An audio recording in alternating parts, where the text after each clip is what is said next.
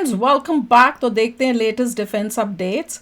पाक airbase strike claim, Tejas and Marut, Indian Navy wave strike weapon. चलो देखें, वीडियो शुरू करते हैं। वीडियो शुरू करने से पहले अगर आप चैनल पर नए हो और आपने अभी तक सब्सक्राइब नहीं किया तो जल्दी से पहले सब्सक्राइब के बटन और बेल आइकन को क्लिक कर लो ताकि आपको हमारे सारे न्यू वीडियोस के नोटिफिकेशन मिल जाए जैसे हम अपलोड करें। अगर आपको वीडियो पसंद आता है प्लीज लाइक एंड शेयर। चलिए शुरू करते हैं। जय हिंद डिफेंस लवर्स। आज की टॉप हेडलाइंस कुछ इस प्रकार है। भारत के अपाचे हेलीकॉप्टर्स और M777 हॉविट्जर्स के लिए यूएस ने अप्रूव करी सपोर्ट सर्विसेज। भारतीय नौसेना खरीदेगी भारत का स्वदेशी वेव स्ट्राइक वाओ। पाकिस्तान ने किया दावा भारत के उन एयरबेस पर स्ट्राइक करने का जो एग्जिस्ट ही नहीं करते हैं। हेलो कर लो बात। जानिए क्यों हो सकते हैं तेजस मामले के कॉन्ट्रैक्ट में बदलाव, और भारतीय वायुसेना अग्नि सिम्युलेटर्स को खरीदने के लिए तैयार। जो फिर उन्हीं को स्ट्राइक करके आ गए। मुझे लगा हम बता रहे हैं कि कहाँ स्ट्राइक हुई है, उसके बारे में को कुछ उसके बारे में। यूएस स्टेट डिपार्टमेंट ने भारत के अपाचे अटैक हेलीकॉप्टर्स और M777 अल्ट्रालाइट हॉविट्जर्स के लिए सपोर्ट सर्विसेज और अन्य संबंधित इक्विपमेंट की पॉसिबल सेल को अप्रूव किया है। इसकी टोटल वैल्यू है $428 मिलियन, जिसमें से $198.2 मिलियन अपाचे हेलीकॉप्टर्स के लिए है और लगभग $230 मिलियन M777 अल्ट्रालाइट हॉविट्जर्स के लिए।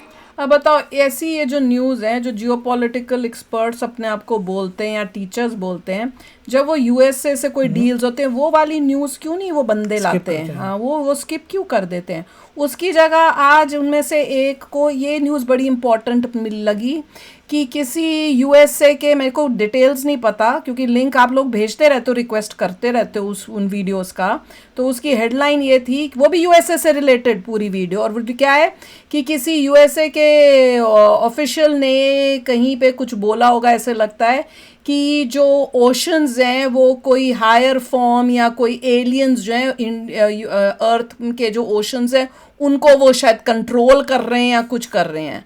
मतलब उस बंदे को वो न्यूज़ इतनी इम्पोर्टेंट लग रही है यूएसए की, दिन रात यूएसए का नाम जपना, पर यहाँ पे जो इम्पोर्टेंट न्यूज़ है कि भैया इंडिया से रिलेटेड, जियोपॉलिटिक्स से रिलेटेड, वो न्यूज़ नहीं उसने करनी।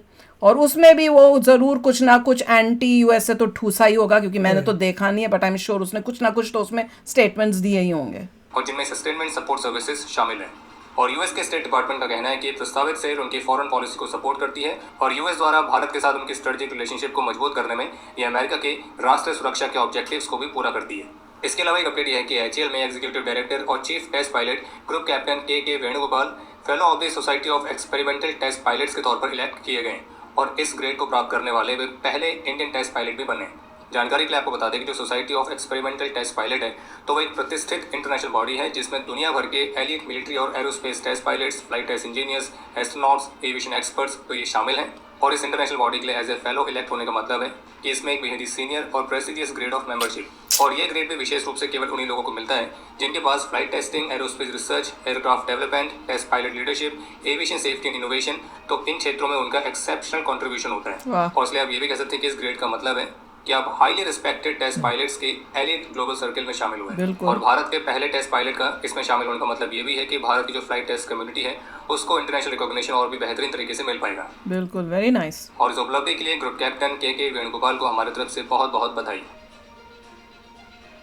भारत के डिफेंस टेक्नोलॉजी फर्म टोनबो इमेजिंग को अदिति 3 ये मेरे को बहुत ही मजेदार लगती है जब ऐसी न्यूज आती है यार, और खास करके भैया इंडिया ने बनाया। इनोवेशन फ्रेमवर्क के अंडर भारतीय नौसेना से एक महत्वपूर्ण कॉन्ट्रैक्ट प्राप्त हुआ है जिसमें भारतीय नौसेना के नेवल प्लेटफॉर्म्स के लिए हाई पावर माइक्रोवेव सिस्टम्स का इंटीग्रेशन और कनेक्शन शामिल है, जो कि मैरीटाइम ऑपरेशंस के लिए भारतीय नौसेना को आग निकलेगी, माइक्रोवेव निकलेगा, प्रोवाइड करेगा। और ये जो प्रोग्राम है आईडेक्स इनिशिएटिव और भारतीय रक्षा मंत्रालय के डिफेंस इनोवेशन ऑर्गेनाइजेशन द्वारा सपोर्टेड है। और इस कॉन्ट्रैक्ट के तहत टोनबो इमेजिंग इन हाई पावर माइक्रोवेव सिस्टम्स को कमीशन और इंटीग्रेट करने में मदद करेगी, जिसमें इनके डेवलपमेंट, वैलिडेशन और एक्सेप्टेंस के बाद मल्टीपल प्रोडक्शन यूनिट्स को सप्लाई करना भी शामिल रहेगा। जो हाई पावर माइक्रोवेव सिस्टम्स होते हैं वो एक तरह के नॉन काइनेटिक डिफेंस कैपेबिलिटी है जो कि दुश्मन के इलेक्ट्रॉनिक्स, उनके सेंसर्स, उनके अनमैन्ड सिस्टम्स तो उनको डिस्टर्ब और डिग्रेड करने के हिसाब से डिजाइन किए जाते हैं। और टोनबो इमेजिंग द्वारा बनाए गए जो हाई पावर माइक्रोवेव सिस्टम है जिसका नाम है वेव स्ट्राइक, जिसे कंपनी ने सबसे पहले एरो उसने उन सबको कर लिया, और क्या कहते हैं इनको जब वो उसको कर लेते हैं, हाँ, लॉक कर लिया, और उसके बाद इनको करेगा सारों को। ये होए 2025 में अनवील किया था। और ये तो है नहीं, गिरी जा रहे हैं। नहीं, वो वही तो बोल रहा, microwave you can't see right, तो उसने कर दिया। भाई को दिखाई नहीं, ऐसा ना बीम थोड़ा जाएगी माइक्रोवेव, तो बीम देखनी है, स्टार वॉर्स वही में दिखाया उन्होंने, लॉक कर लिया, खत्म। स्टार वॉर्स तो में वो laser क्या, beam है। स्टार ट्रेक में तो दैट वाज लेजर, ये तो मैं तो दिमाग में वही रहता है। Not laser. जनरेशन का सिस्टम है और ये भारत का पहला डिप्लॉयबल जनरेशन 3 हाई पावर ओ माइक्रोवेव माय सिस्टम है। गॉड, क्या कीड़ों की तरह मच्छरों की तरह गिर रहे हैं। और इसे नेवल प्लेटफॉर्म से लेकर एयरबोर्न प्लेटफॉर्म्स, वाह। व्हीकल्स, इन सभी में माउंट किया जा सकता है। यानी कि ये बहुत ही अलग-अलग डिप्लॉयमेंट के दिस इज ऑप्शंस भी प्रोवाइड अमेजिंग। करता है। ये सारे ड्रोन्स को ऐसे गिराएगा, जब मैं तो वेट करूँ ऑपरेशन सिंदूर 2.0 का, तब ये यूज करें ना हम उनके, तो मजे ही आ जाए। ड्रोन्स को तो डिफेंस काउंटर एक्सपीरियंस करना पड़ेगा। एक्सक्लूसिव कन्वर्सेशन में टॉनबो इमेजिंग के को-फाउंडर मिस्टर अंकित कुमार ने कंफर्म किया था कि जो टॉनबो इमेजिंग है वो उनके इस वेव स्ट्राइक की रेंज, इसकी पावर एफिशिएंसी और इसकी इंटीग्रेशन कैपेबिलिटीज को और भी रिफाइन करने पर लगातार और काम इसकी रेंज कितनी है? कर रहे हैं। और अब आखिरकार भारतीय नौसेना तो कीड़े लग रहे हैं। बताना से इन चाहिए। सिस्टम्स के लिए कॉन्ट्रैक्ट प्राप्त होना निश्चित रूप से डिफेंस ओ सेक्टर बॉय, क्या एकदम से सारे के सारे। वो माइक्रोवेव गई। ओ ये मेरे दिमाग में तो ऐसे ही होता है। और टेक्नोलॉजी के लिए एक महत्वपूर्ण माइलस्टोन साबित हो सकता है। इसके अलावा एक और अपडेट है कि टॉनबो इमेजिंग ने भारतीय सेना के लिए advance thermal clip on sites के एक बड़े ऑर्डर की डिलीवरी को कंप्लीट किया ये है क्या और ये जो चीज़ है? प्रोग्राम है ये इसके शेड्यूल टाइम से पहले पूरा किया गया है। तो ये जो सिस्टम से विशेष रूप से स्नाइपर्स और डेजिग्नेटेड मार्क्समैन को डार्कनेस, Binoculars ऊपर लगे हैं। या फिर और भी कम विजुअल कंडीशंस के अंडर टारगेट्स को अच्छी तरह से वाह, डिटेक्ट और very इंगेज good। करने में मदद करती है, और वो भी बिना अपने मौजूदा डे ऑप्टिक्स को ऑल्टर किए। वाह। और महत्वपूर्ण बात ये भी है कि ये सारी साइट्स समय से पहले डिलीवर की गई। और इतनी अच्छी, आप किसी भी गन के साथ ऊपर अटैच कर लो, एक अटैचमेंट टाइप लग रहा है। भारत के डिफेंस थिंक टैंक क्लॉज द्वारा एक सेमिनार कंडक्ट किया गया था और इस सेमिनार को संबोधित करते हुए भारतीय सेना प्रमुख जब ऑपरेशन सिंदूर पर बात कर रहे थे तो इसी दौरान उन्होंने स्मार्ट पावर नाम के कॉन्सेप्ट पर भी बात करी।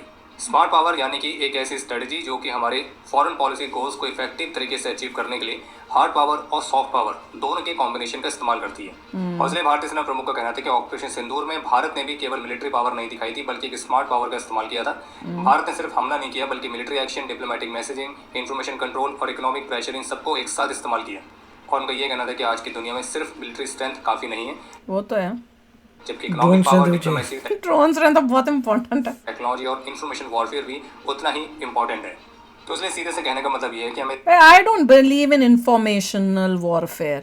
उनके बोलने से क्या होता है? तुमने उनकी तबाही कर दी, तुम ही जीतोगे। चाहे वो इंफॉर्मेशन वॉरफेयर बोलते हम जीते, तबाही तो उनकी हुई है। पर बेस्ट ये होता है कि जमीन ले लो। जमीन ले लोगे तो वो इंफॉर्मेशनल वॉरफेयर कर ही नहीं सकते भैया, जमीन तो तुम्हारे अंडर है, वो तो सीधा प्रूफ हो जाता है। रादर देन कि भैया उसके कितने जहाज गिरे या हमारे कितने जहाज गिरे, हमारे कितने नुकसान हुआ, उसका कितना नुकसान हुआ, वो इतना नहीं कर सकते क्योंकि उसमें वो लोग घपले कर सकते हैं, उल्टा पुल्टा बोल सकते हैं। जमीन ले ली तो वो तो सारी दुनिया को ही दिख गया, फिर तो आप जीत ही गए, वो तो पूरा पक्का हो जाता है।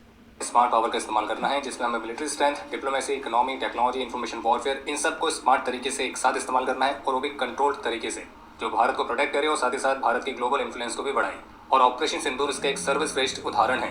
यह ऑपरेशन सिर्फ 22 मिनट में एग्जीक्यूट हुआ। इस दौरान भारत ने आतंकी इंफ्रास्ट्रक्चर पर प्रिसाइज स्ट्राइक करी और फिर 88 आवर्स के बाद पाकिस्तान की रिक्वेस्ट पर ऑपरेशन रोक दिया गया ताकि सिचुएशन फुल स्केल वॉर में ना बदले।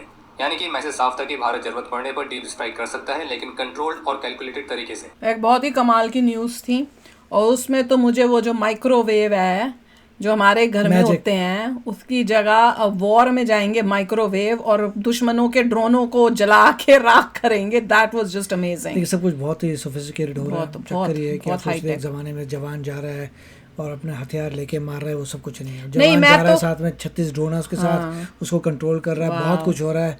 सो इक्विपमेंट बहुत ज़्यादा हो गए हैं, तो हर चीज़ बहुत टेक्निकल हो गई है। मतलब कोई जो सोल्जर भी जाता है उसको बहुत चीज़ें सीखनी पड़ेंगी, हाई टेक चीज़ें, बिल्कुल।